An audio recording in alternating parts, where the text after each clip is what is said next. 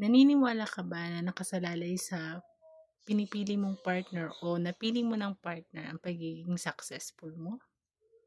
Kung siyang puwedeng maging dahilan kung bakit hindi ka umaasenso sa buhay? Dahil isa ako sa mga naniniwala na nakadepende sa magiging partner natin sa buhay ang pagiging successful natin. Dahil kahit ano pang pasukin mong trabaho, kahit ano pang piliin mong negosyo, kung ang partner mo hindi nakasuporta sa'yo, maniwala ka, wala kang mararating. Hindi mo mararating yung goal mo sa buhay na maging successful.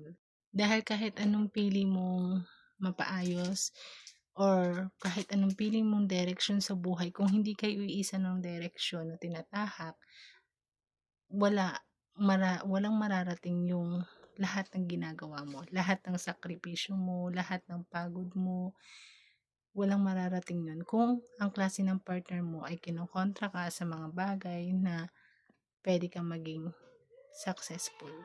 Kaya kung ikaw nakapili ka na ng partner o pumili ka ng maayos na partner sa buhay mo, maswerte ka dahil hindi lahat nakakakuha ng maayos na partner sa buhay.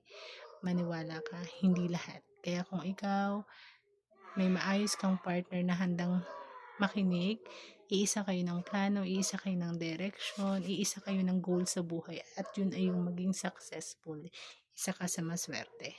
At kung hindi ka pa nakakapili ng makakasama mo habang buhay, sinasabi ko sa iyo, pumili ka hanggat kaya mong pumili.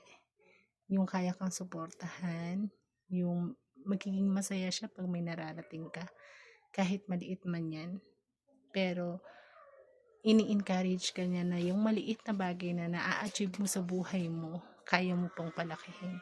Kaya mo pang mag-grow kahit meron ka ng partner sa buhay. Napakaganda.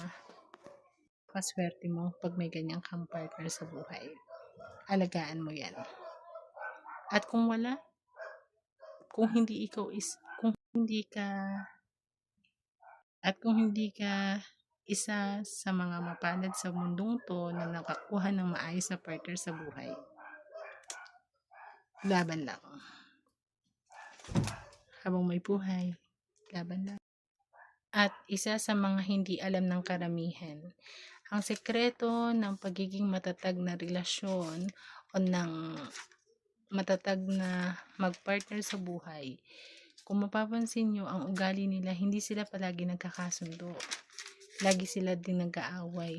Pero kada mag-aaway